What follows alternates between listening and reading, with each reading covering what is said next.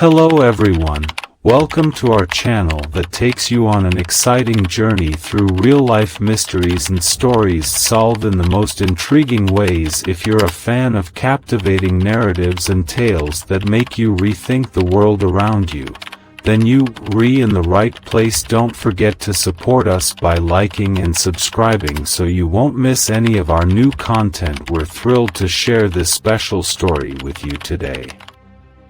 The greatest mystery in exploration history, the tragic fate of the Franklin expedition in the Arctic. The Franklin expedition, the tragic quest for the Northwest Passage. Scene 1, the early life of Sir John Franklin. Sir John Franklin was born on April 16, 1786, in Spilsby, Lincolnshire, England. Growing up in a moderately wealthy family, Franklin developed a sense of adventure from a young age.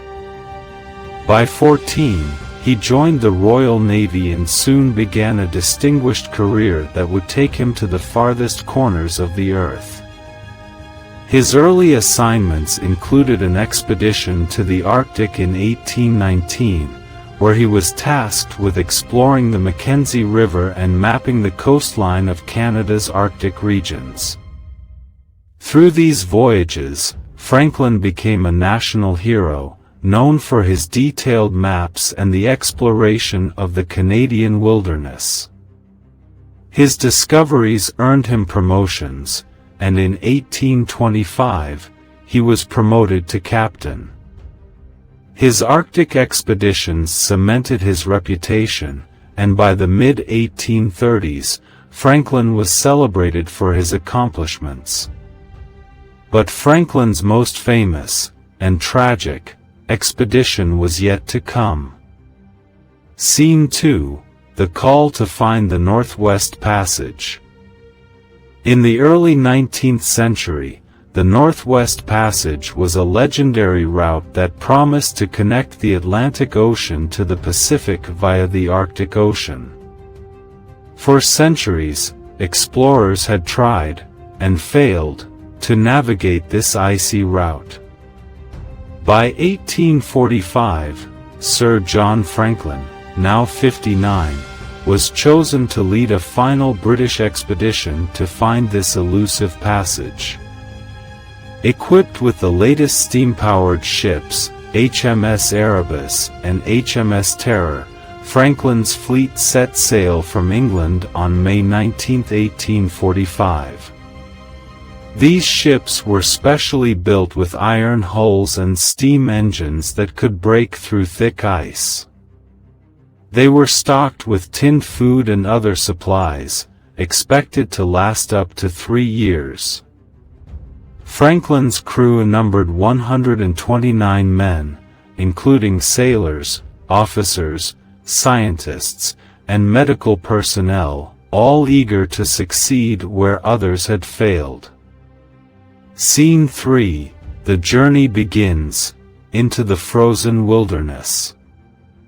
As the ship sailed through Baffin Bay and along the coasts of Greenland and Canada, they were confronted with difficult ice conditions from the very beginning.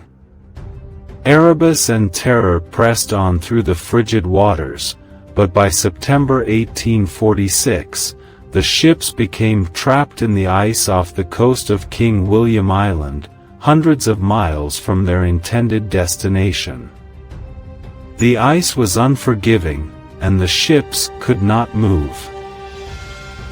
Franklin and his men were forced to wait for the spring thaw, which would hopefully free them from the grip of the ice.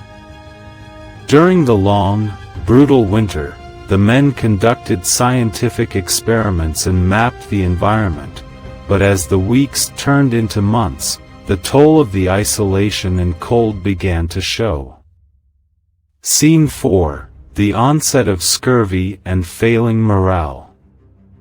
By winter, scurvy, a disease caused by a lack of vitamin C, began to spread rapidly through the crew. The conditions were becoming unbearable.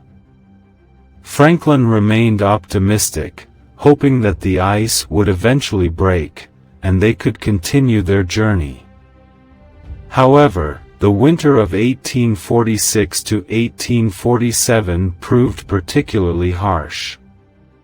The food supplies were dwindling, and the men were growing weaker.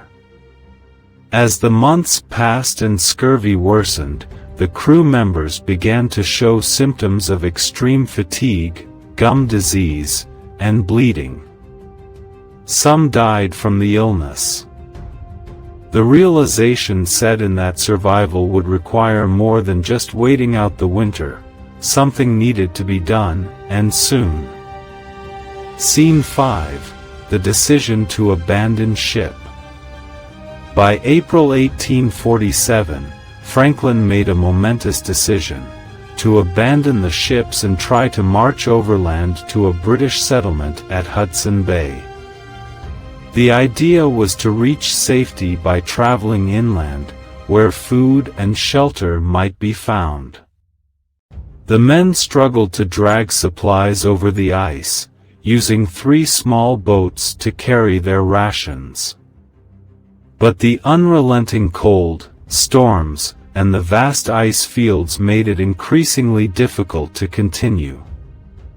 The crew's experience in overland Arctic travel was minimal, and each day their chances of survival grew slimmer.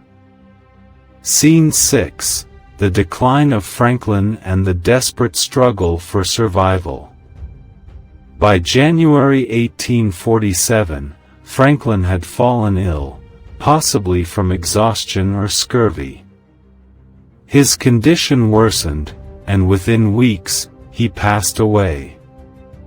The exact date and circumstances of Franklin's death remain unclear, but the surviving men were left to fend for themselves.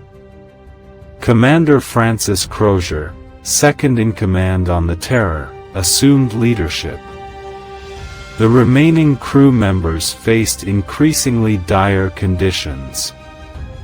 With food scarce and scurvy continuing to ravage the men, hunger, exhaustion, and the overwhelming cold took their toll.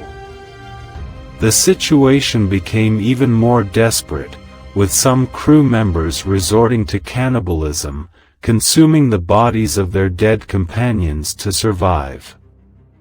The group split up, hoping that smaller parties might have a better chance of survival. Scene 7. The death of the crew and the final tragic end. As the survivors scattered, the tragedy continued.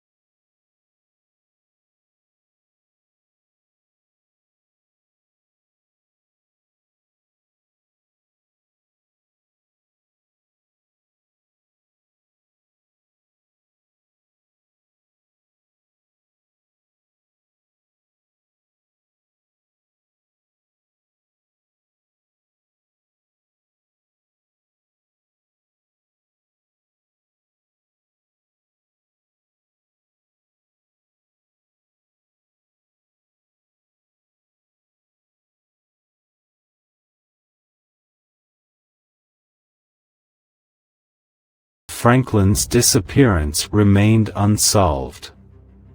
In 1850, the first search parties located the remains of the abandoned ships, but little was known about the fate of the crew at that time.